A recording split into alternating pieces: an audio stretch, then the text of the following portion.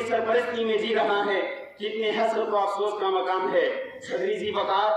مسلمان جس نے دریاؤں اور سمندروں پر حکومت کی، مسلمان جس نے صحرا و بیابان اپنے زیر میں کی،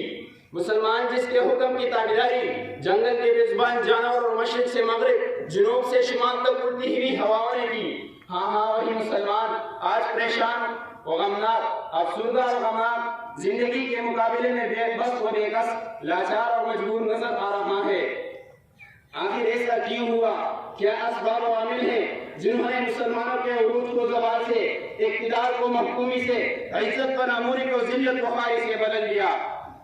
بزرگوں اور دوستوں، آج ہم کو اپنے اندر تبدیلی پیدا کرنے کی ضرورت ہے، اپنے آپ کو بدلنے کی ضرورت ہے، اتنا بدلنے کی ضرورت ہے کہ ہمارے ساتھ ہمارے حالات بدل جائیں، ایک نئی دنیا ہو، نئی فضا ہو، نئی آب و ہوا ہو۔ کسی شاعر نے کیا خوب کہا ہے، خدا نے آج تک اس قوم کی حالت نہیں بدلی، خدا نے آج تک اس قوم کی حالت نہیں بدلی، نہ ہو جس کو خیال آپ اپنی حالت کو بدلنے کا۔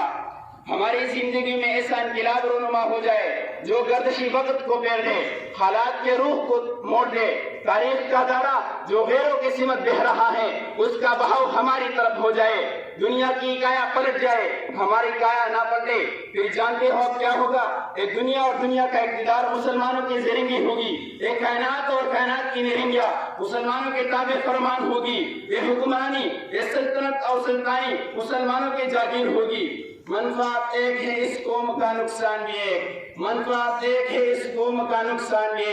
ایک ہی سب کا نبی، دین بھی ایمان بھی ایک، حرم پاک بھی، اللہ بھی، قرآن بھی ایک، کچھ بڑی بات کی ہوتی جو مسلمان بھی ایک، فرقہ بندی ہے کہیں اور کہیں ذاتیں ہیں، کیا زمانہ میں پلٹنے کی یہی باتیں ہیں۔ حضور صلی اللہ علیہ وسلم کا ارشاد ہے کہ تمام مسلمان فرد واحد کی طرح ہیں، اگر آنکھ بیمار ہوگی تو پورا جسم تکلیف محسوس کرے گا، اگر سر بیمار ہو جائے تو پورا جسم تکلیف میں مبتلا ہو جائے گا، ہر کسی عضو میں کوئی تکلیف ہو تو اس کا درد، اس کی پریشانی پورا جسم محسوس کرتا ہے۔ بتانے رنگ و بو کو توڑ کر ملت میں گم ہو جا، بتانے رنگ و بو کو توڑ کر ملت میں گم ہو جا، نہ ایرانی رہی باقی، نہ تورانی نہ افغانی۔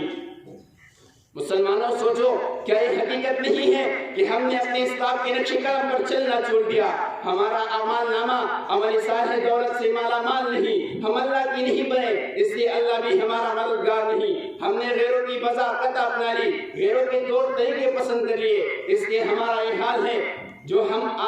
ہم اور آپ دیکھ رہے ہیں۔ شور ہی ہو گئی دنیا سے مسلمان آبود، شور ہی ہو گئی دنیا سے مسلمان آبود، ہم یہ کہتے ہیں کہ دے بھی کہیں مسلم موجود، وضع میں تم ہو نصارا تو تمنّت میں ہنود، وضع میں تم ہو نصارا تو تمنّت میں ہنود، یہ مسلمان ہیں جنہیں دیکھ کے شرمائے یہود، یوتی سید بھی ہو، مرزا بھی ہو، افغان بھی ہو، تم سبھی کچھ ہو، بتاؤ مسلمان بھی ہو۔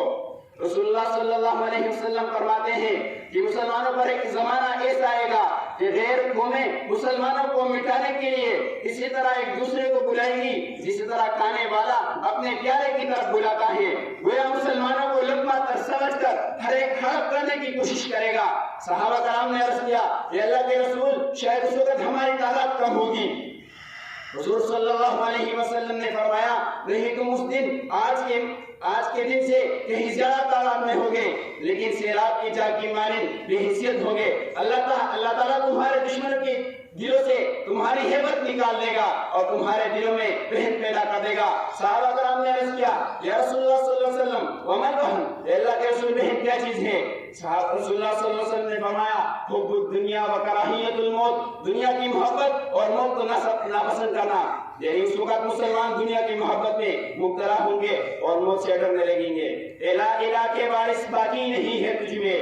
الہ الہ کے وارث باقی نہیں ہے تجھ میں، گفتار دل ربانہ کردار کاہرانہ، تیری نگاہ سے دل سینوں میں کانپتے تھے، گویا گیا ہے تیرا جذبہ کلندرانہ۔ والسلام۔